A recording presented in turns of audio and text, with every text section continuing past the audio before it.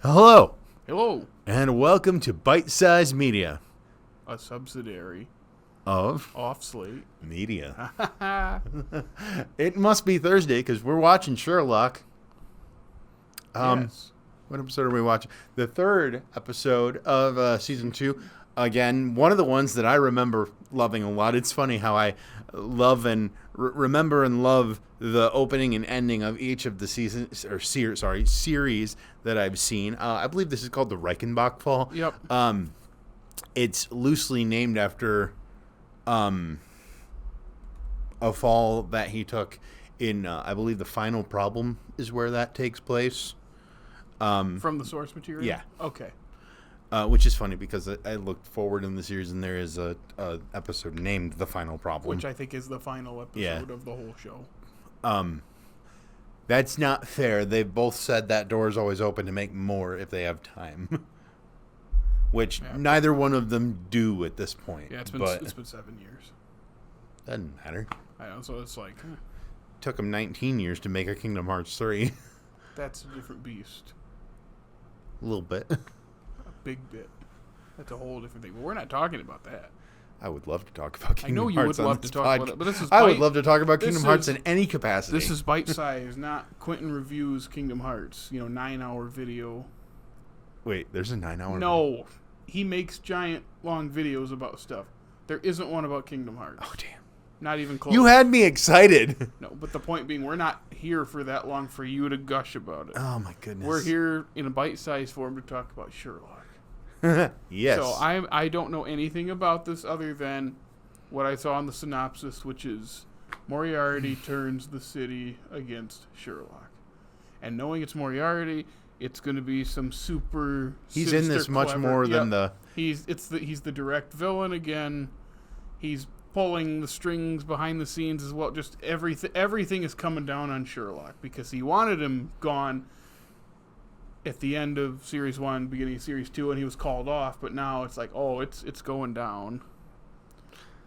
I really like it. Very highly rated. This is the next to last episode that I have ever seen of Sherlock. So beyond next series, beyond next week's episode that we're going to have, I have not seen any of it. So I'll be experiencing it for the first time, just like you. Yeah, this is the highest rated episode of the whole show. Is it really? Oh, yeah, it is, isn't it? Because it's 9.6. Yeah, it is. And the second highest was the first episode of the season. So it's looking like this is the favorite season of most people. I have heard some people say that they are not as big of fans of the second half of the show as they were the first half. But you haven't seen most of that, and I haven't seen any of it. So I say let's get into this Reichenbach fall. Yep. All right. Well, let's take a bite.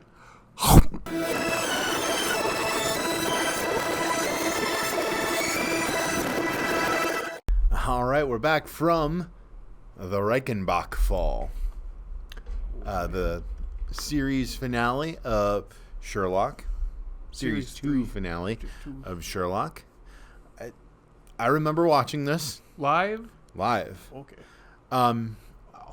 So I didn't remember the last shot of him. Spoilers, if you haven't watched it, go watch it. Of him standing watching John at the grave. I honestly thought that it cut like as John was walking away, because I remember thinking, is he alive? But now that I'm kind of processing that and like seeing that again, I remember seeing, you know how that happens sometimes, effect? Like not, I don't know if that's technically Mandela effect, but like, you know how you see something and then you forget a piece of it, but then you see it again and you remember seeing it. It's kind of down the same path as the Mandela effect. You kind of create what it is, even if it's true. Leaving out part of it kind of constitutes a Mandela effect. You remember it differently than it happened, I think, is what that is. Yeah. Well, now that I'm seeing that last shot, I'm remembering watching it live, and what I thought was me wondering if Sherlock is alive for 2 years is actually me wondering if Moriarty's alive. for 2 years. Yeah, I think we were discussing it right after when I was turning stuff back on, and you were like, and say, why do TV shows do that? And I said, it's because they need to generate interest from episode to episode. And that's one of my biggest criticisms of just TV in general, and why I prefer movies to TV. When it's a movie series, there's only usually, if you're not counting like the MCU or like Fast and Furious, there's not a million, like, you can just not watch more. Or if you do, it's not, it's just a couple. It's not a giant series where you have to keep coming back. And TV does this thing, I think I've talked about here, where it's like you end on a cliffhanger, and that is like, I have to watch what's next. And in the first, 10 minutes of the next episode, they'll, solve it or part of it. And then the next, if it's an hour long, 30 minutes is nothing. Or, a little bit. It's just sprinkling to keep you watching. And then the last 5 minutes, they do another cliffhanger. It drives me nuts. This doesn't do that in that same way. Not to the same extent. No, because it's interesting the entire time. There's a lot of moving pieces. I kind of wish, and they wouldn't do it because of how just things work. Just because of how it ended. Yeah. I would have rather it ended without showing him there. Because what they're doing is generating a response of shock from people who are watching, where it's John walking away, and you're still in disbelief of he's there's no way he's alive. And then when it shows him, you're gonna have the simpletons go, "What? How'd he do that?" Yeah, that's what it's going for, the shock and generating the interest for you to be like, well, what's next? Because then when series 3 starts, you are going to watch. I don't know. Part of me thinks that they should have cut it with him falling. That's even worse. Why? Just end it right there before he hits the ground. Because then that's into that TV trope of, if you want to see what's next, you gotta watch the next one in 2 years. Yeah, but I don't know. They kind of did that at the end of series 1, which it's better because it's not like a someone's mid peril. It's more of a what decision is going to be made type thing. Yeah. Well, then it also played into the first episode. Yeah, this one played a lot into the first episode because I'd forgotten about Donovan. And when she showed up, I was like, "Oh, that's right." And when she's like, "I told you he'd be on the other end," and I'm like, "That's right. She did say that." I was thinking that during this whole thing. I was like, they act like we've seen these people a lot in this series. We've only seen them one other episode, maybe 2. Yeah, or in some of his case, just about every episode. I mean, I was more blown away by the fact that it's only been, what they say, 18 months. Yeah, which the 2 biggest time jumps in that are the first episode of series 2. Mm-hmm. So it's not been that long. What is interesting, though, is that it did take another 2 years to get out series 3. So it's 2 years before we figure out how he survived. This was January 15th, 2012, and then Many Happy Returns was January 15th, 2012, and then Many Happy Returns was Christmas Eve 2013. So it was almost 2 years for that, and that's 7 minutes. And then January 1st, 2014. So almost 2 full years for the next episode. I mean, it doesn't make this less good. I mean, it's probably the best episode. I don't know about I really like the... I think so far it is the best episode. But I really like the one with what's-her-face. Are you talking about the first episode of this? Whip It. We'll just call it Whip It. That one is great at setting up the humanity of him and showing, as again we said, the vulnerability. What I think about the Reichenbach fall that works so well is it's the height and the peak of everything that makes the show function. It's the big showdown between the big villain and our main character, and it's firing on all cylinders. It gives us some pretty huge moments. It turns the tables, and it ends pretty emotionally. And of course, you have the little shock ender that's thrown in. It kind of has everything, and it calls back to that first episode, which it's funny. This is only the 6th episode of the show, but because they're such long episodes, it feels like an eternity ago that we first started this in that one when they both went up together. Into that flat. It is kind of funny how.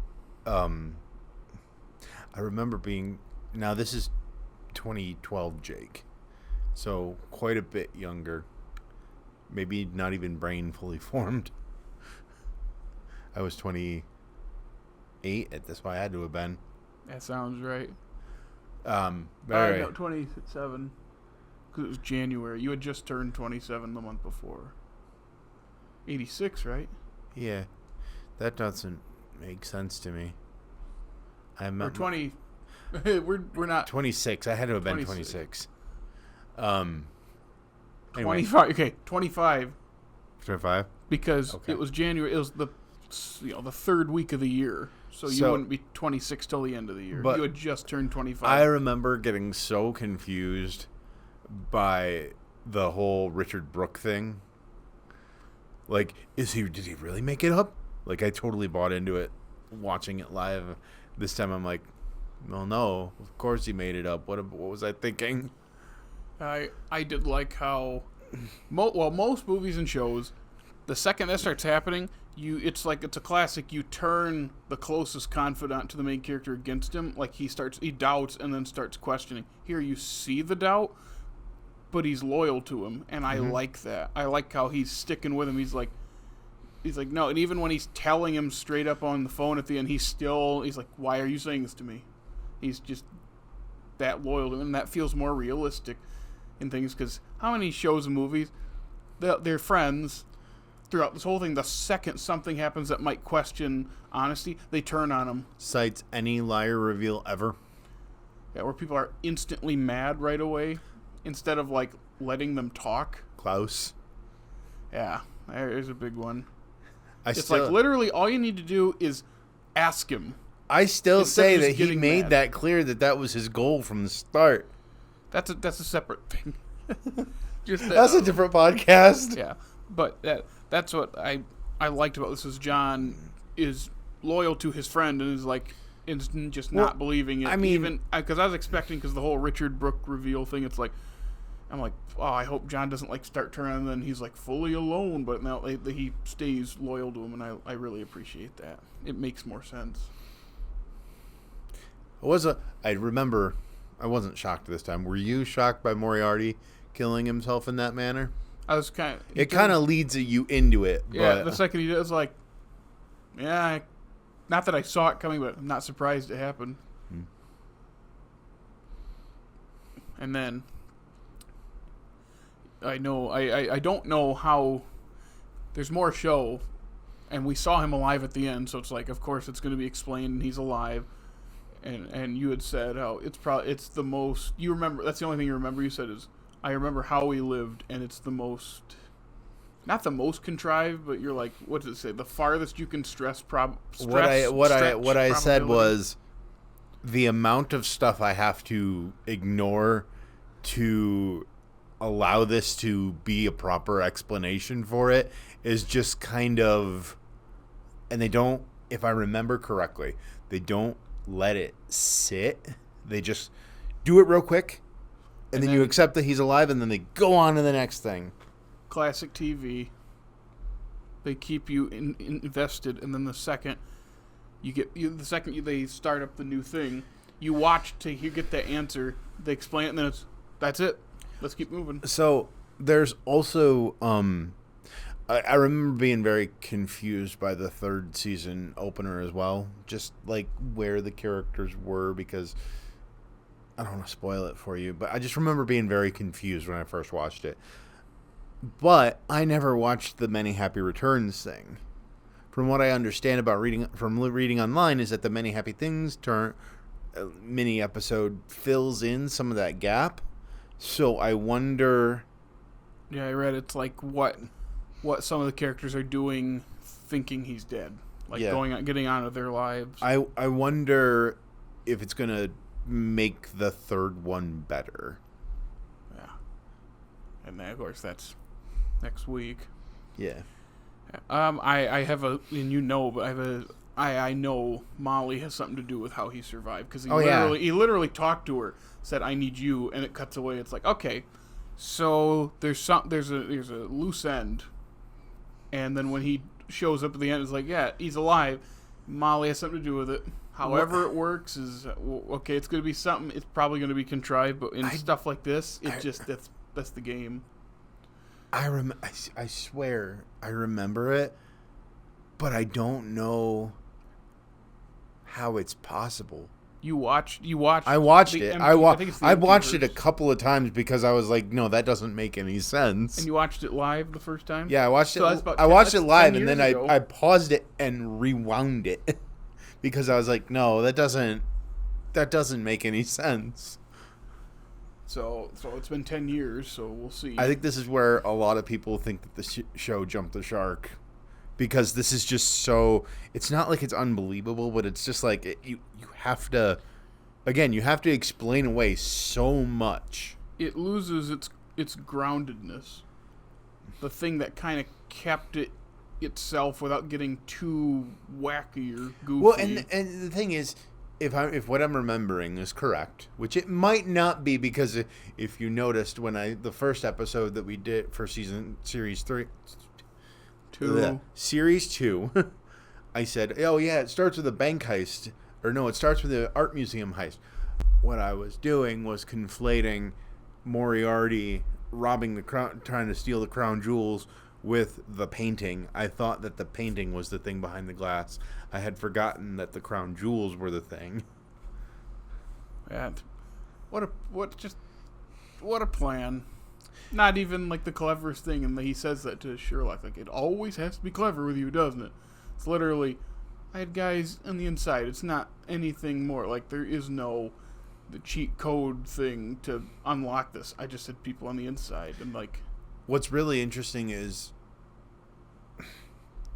watching them back to back like this quickly. I realized they did have some stuff in the second episode that is going to set up the idea for this, like him trapping John in the lab to perform an experiment. Like, that sows that seed in John's head, but he's still loyal to him. yeah, just everything with Moriarty is so good. We were laughing at line deliveries in the middle of serious scenes, and not laughing because it's bad or like funny bad, but because Andrew Scott is so good, and it's such a great juxtaposition of characters, because you got the unhinged, cartoon character who has the weirdest vocal deliveries at weird words and emphasis, and it's wonderful. And then you got the other, got the very restrained, mostly restrained, more serious, deep voice, kind of monotone Sherlock, on like the very quiet, calculating one. Can you imagine how it would have broken the internet if all of a sudden we just heard Moriarty go, "Wah," like Waluigi? Yeah. Yeah, that rooftop scene at the end that might be the best scene of the whole show so far. It, like, the way you're like waiting, it's building, and you kind of know what it's good. I saw the picture on Letterboxd, so I knew where it was going towards. Kind of spoiled it. I mean, So most of that episode, I was like, yeah, I know this is it. Like, he's dead, quote unquote, because of the opening scene where John is talking to his shrink, and then it's like building that, and then he like figures something out, and that you'd think it's like he's found something. Okay, good, he's found something. And then Moriarty's like, oh, you found it. Well, too bad. And boom, takes himself out of the equation. yeah. So. Yeah, Really good episode. I think it's probably the peak of the series. That's what most people. I think we said. I mean, in the that's not a hot take. Most people say that. I can see why, and I'm scared to see where it goes because of the reactions I've heard from people about how the series 3 is still good, but then series 4 a lot of people don't like. And I'm an endings guy, so that makes me very scared. Because the last thing you're left with is kind of like that final taste in your mouth. Well, I think you're in luck with this, because theoretically, series for the BBC were kind of designed to be that thing, because they only fund them for that thing. They don't get 3 and 4 and 5 seasons, at least at the time this was being made, I believe. Yeah, that's what scares me, is like it sounds like people say this is the peak, so nothing lives up to it again, but it can still be good. But when I hear it's not the greatest ending, I'm like, oh man. But we're not there yet. We got what, 7 episodes left, something like that. It depends on how you count it. Yeah, but we have like half the show left. Yeah. So, I'm trying to think of anything else just really good. Really, really good. Again, you were saying how the middle of the first 2 series, the middle episodes are kind of sandwiched between 2 very good, very important episodes. Mm-hmm. And those middle ones are just kind of like, again, the filler we talked about last week. Because now it's like, oh, this is connecting a bit to the first episode of this of series 2, and a lot to the first episode of the whole show. Like it's drawing, and of course the end of series 1 because of more like it's connecting to those, but not those middle chunks. I honestly think that I don't know about the blind banker. Isn't it the blind banker? Mm-hmm. I don't know about that one, but at least the Hounds of Baskerville, that's gonna trip me up every time. Yep. I feel like that one got made because they felt like it needed to be made because notoriety. Yeah. And again, it's like, well, all the big character stuff is in this episode and in this episode. We know we're beginning it. We got to put something in the middle. But it's still a good episode. Just it's not like it's bad. It just doesn't fit, in my opinion. It doesn't. But we'll see. I think series 3 is it 3? No, it's 3 episodes in a movie, right? Isn't Abominable Bride? It's lumped in with series 3, but it's its own thing. Is that what it's called? Is it Abominable Bride? I think so. It's a movie. It's the Christmas special. I know that much. I think it's... Oh, it might be. I think it's 4. It's between season 3 and season 4. Yep. But the mini episode, IMDb counts the mini episode as an episode. Really, technically, so does Wikipedia. They just don't count it. Yeah, it gets a little confusing. It's already confusing when your episodes are 90 minutes, feature length. But unlike Stranger Things, there's 3 episodes a series instead of 12 episodes. That's not fair because Stranger Things has 3-hour episodes. That's what I'm talking about. That's what I've heard some people say. It's so hard to get through this season because every episode is so long. I'm watching a movie. I'm watching 12 movies. So, yeah, I'm excited to see where the next series goes. But as for series 2, better than series 1, and series 1 is already great. Mm. This is most people's favorite series from what I hear and read. So, I mean, it's a wonder that this even got to 4 seasons because, even this was post-Imitation Game and obviously The Hobbit, which didn't he win an Oscar for? Neither one of them. Game? Nope. Did he get nominated? He did. Okay. Yeah, he lost to that 2014 Eddie Redmayne for The Theory of Everything. Another casualty of that terrible decision. Michael Keaton should have won. That's a whole nother It was Birdman. thing. Yep. Is it the year Birdman? Yep. He should have won, and it was a stacked year. And How much of that is personal bias? Because I know you love Birdman, and I do too. But that's his career performance. It's a whole separate thing. But that's Benedict Cumberbatch's first Oscar-nominated year. His second was Power of the Dog, which he lost to, what is that? 2021. Man, I wish I could think of it. Oh, that's Will Smith for King Richard. okay, that you can't say that was. Oh no, that's a great casualty. performance. And he really slapped himself onto that character. You could say, real person. That's the slappier. That's the greatest Oscar speech in history. Anyway. I just can't imagine what it was like to watch it live. Oh, a ball.